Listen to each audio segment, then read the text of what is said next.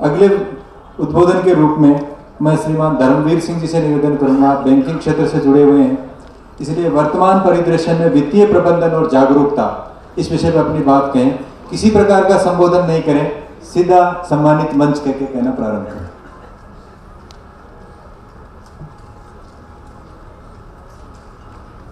जय संघ शक्ति।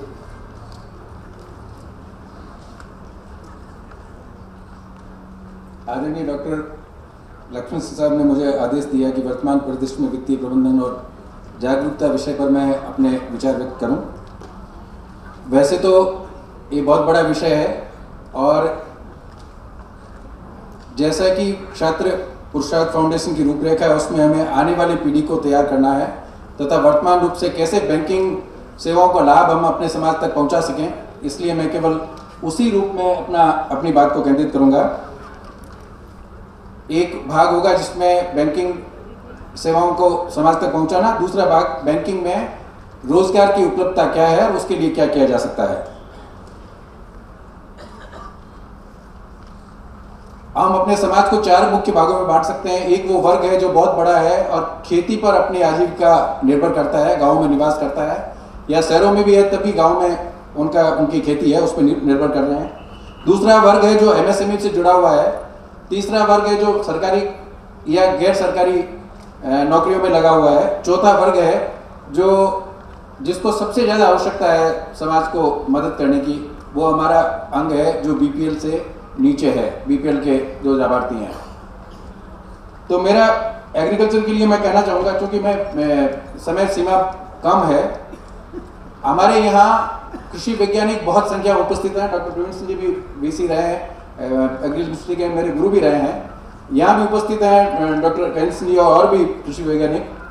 कृषि के क्षेत्र में हम परंपरागत रूप से ही काम कर रहे हैं और उसके लिए समन्वय बैंकिंग की जो उपलब्धता है, चाहे वो केसीसी की हो, चाहे एलाइड एक्टिविटीज़ के लिए टर्म लोन्स की हो, चाहे डेयरी के लिए हो, मत्स्य पालन के लिए हो, फार्म मैकेनाइजेशन के लिए हो, एग्रो प्रोसेसिंग यूनिट्स हो, एसएचजीज हो, ये सारी योजनाएं हैं। एक एक योजना पे बोलूँगा तो मेरा समय समाप्त हो जाएगा, लेकिन मेरा एक सुझाव है कि इन योजनाओं के बारे में छोटी छोटी वीडियो क्लिप्स में अपने साथियों के माध्यम से बनाकर मैं किसी वेबसाइट पे डलवा सकते हैं या अपने ग्रुपों में वितरित कर सकते हैं, जिससे कि उसका लाभ मिल सके और समय का सदुपयोग हो सके। इसी तरह एमएसएमई में भी स्टैंड अप इंडिया है, स्टार्टअप इंडिया है या मुद्रा लोन है, छोटे से बड़े स्टेट वेंडर्स तक हैं। बहुत सारी योजनाएं हैं जो बैंकों की उपलब्ध है। हमारे समाज का बहुत बड़ा वर्ग उन योजनाओं से वंचित है, लाभ नहीं ले पा रहा है। हम उन तक नहीं पहुंच पा रहे हैं, वो हम तक नहीं पहुंच पा रहे हैं। तीसरा वर्ग जो है सर्विस क्लास है, उनके लिए बाकी योजनाओं की जानकारी आपके पास होगी, लेकिन एक वेल्थ क्रिएशन और वेल्थ मैनेजमेंट का पार्ट है जिसमें हम अभी जिसको कहते हैं कि व्यवसायिक बुद्धि नहीं है हमारे पास में। उसके लिए भी छोटे क्लिप्स बना के मैं आपको भेजूंगा, जैसे चाहे एनपीएस हो, चाहे आपके पीपीएफ अकाउंट्स हो, चाहे सुकन्या हो। वो क्या रहा है कि सबसे बड़ा नुकसान जो समाज को होता है, विशेषकर आर्थिक रूप से बाहर पड़ रहा है, वो शादी में हो रहा है और उसके लिए हम पहले से तैयारी नहीं करते हैं। सुकन्या योजना ऐसी है जो प्रारंभ से यदि 5,000 या 10,000 रुपये की हर महीने बच्चे के नाम से कर दी जाए तो 7.6% की दर से ब्याज मिल रहा है और वो 35 से 40 लाख रुपए उसकी एज आएगी तब तक बन जाएगा आपके पास में। चाहे शिक्षा के क्षेत्र में यूज कर सकते हैं, चाहे उसके विवाह के लिए। तो उस तरह की छोटी किस्त बना के भी मैं आपके पास भिजवाऊंगा। रहा सवाल बीपीएल के नीचे, जिसमें स्वनिधि योजना है, एलएनआरएम है, स्पेशली महिलाओं को जोड़ने के लिए सेल्फ हेल्प ग्रुप है जो स्वयं सहायता समूह है, वो उसमें बहुत मददगार हो सकते हैं। और उसके लिए भी मैं आपको लिंक भेजूंगा, हाइपर लिंक दे देंगे, या छोटी क्लिप्स या वॉइस मैसेज वो भेजेंगे, क्योंकि आज का युग है वो तकनीका का युग है और हमें बहुत बड़ी संख्या में यदि अपने समाज के साथियों के साथ पहुंचना है तो उसमें तकनीक का प्रयोग करना होगा। एक जो लक्ष्मण साहब ने बात कही कि लोक सेवक अधिकारी हैं जो समन्वय रखें विभिन्न विभागों के साथ में। मेरी वर्तमान तैनाती दिल्ली में है, मैं संपर्क में रहता हूं और विभिन्न प्रांतों के जो दिल्ली में प्रतिनिधि पर जो आईएएस या आईआरएस और अधिक अन्य क्षेत्रों में जो अधिकारी हैं उनसे संपर्क रहता है। ये विचारधारा उनका एक आदेश मिला था तो हमने प्रारंभ की है और उसको एक बार हम आपस में मीटिंग बुला के उसके बाद में आपके सामने उसका परिणाम प्रस्तुत कर देंगे।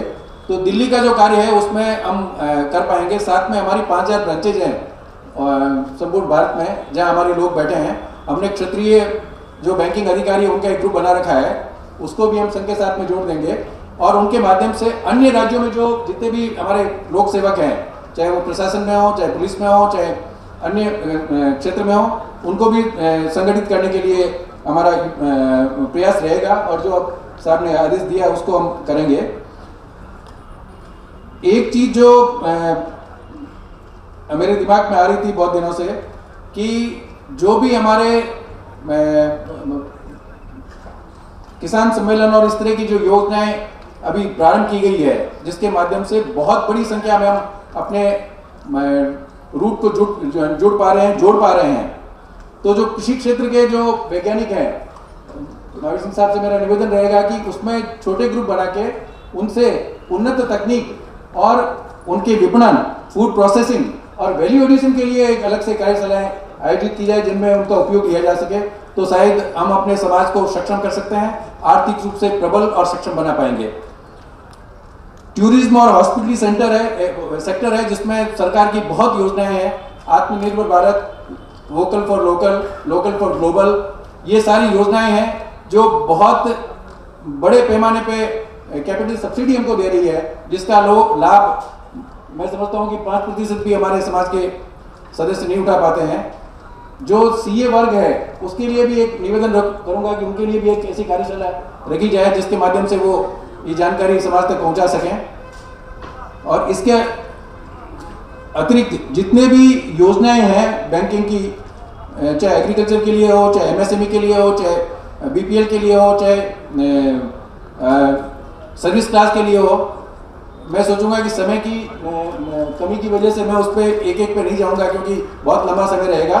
पर ये जो इसकी रूपरेखा है कि उसकी क्लिप बना के, वीडियो क्लिपिंग बना के, वॉइस क्लिपिंग बना के हम आपको भेज देंगे, उसके माध्यम से इसको आगे बढ़ा पाएं।